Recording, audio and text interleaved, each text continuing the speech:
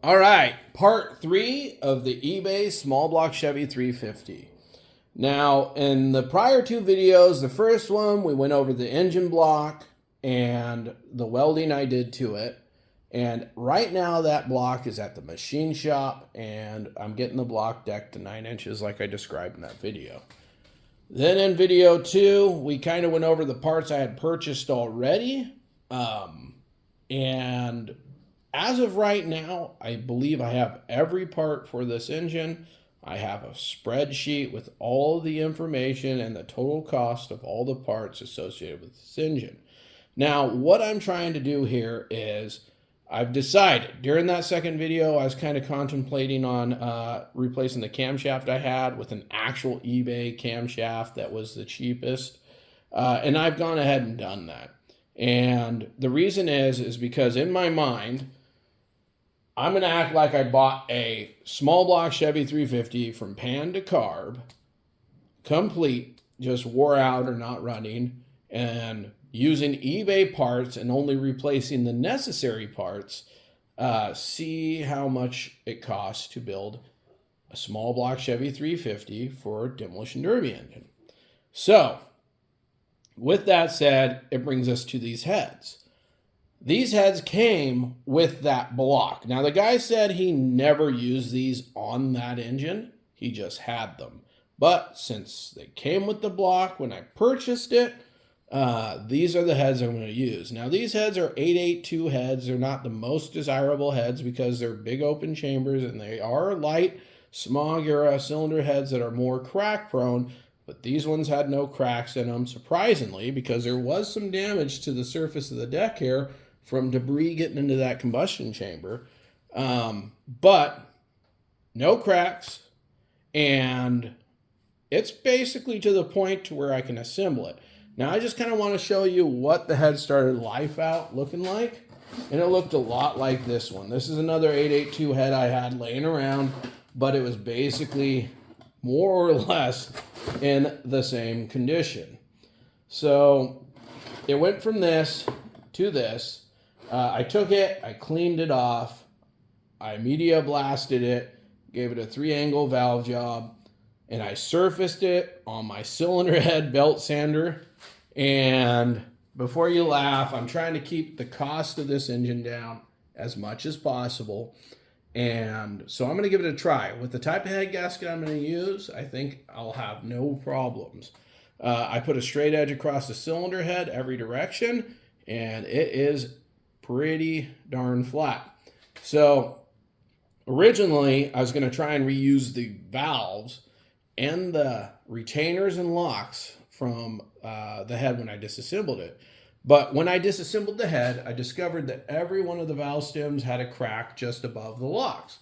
So I tossed those, and I wanted to replace it with stock style replacement valves just because they were the cheapest. So I went on eBay and I got a set of these valves, and I was actually shocked. These aren't bad looking. These have the groove for the O-ring, which I'm not running. I'm not running any seals on these cylinder heads. And I was actually shocked with the quality of those valves. Now, if you look, this is the part number for the exhaust valve, and this is the part number for the intake valve. And a common theme you're going to see on this engine is Engine Tech parts or Elgin parts. I think every part I've gotten for it is from one of those two companies. So,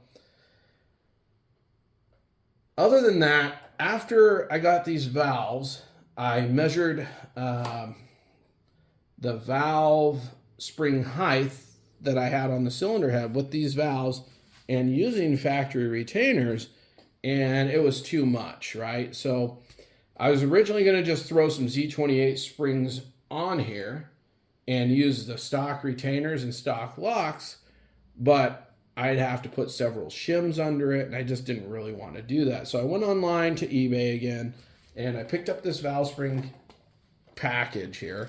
And these are basically Z28 springs with an extra 100,000ths of an inch install height. So I can install these at 1.8 along with these retainers. These are just the typical retainers you get 4Z28 springs and these locks.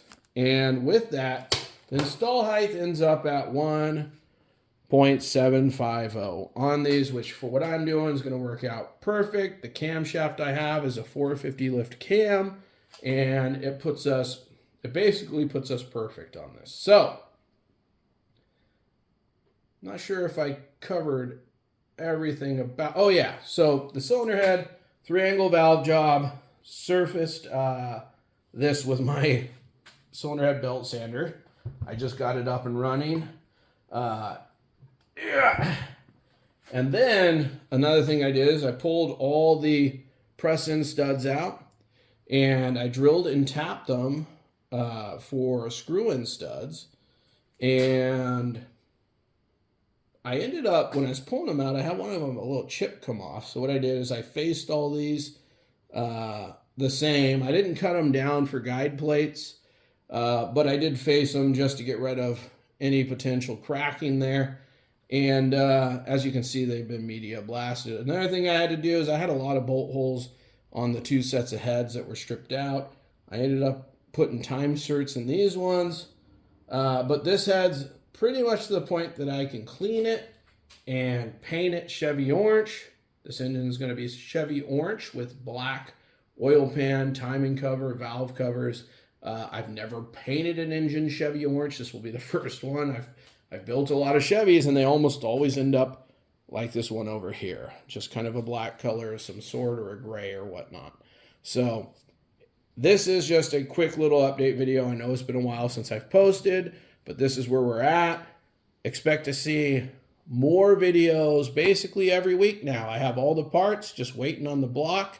I'll cover the rotating assembly that I've balanced, and probably in the next video I'll cover that. So just stay tuned and keep an eye out for more videos.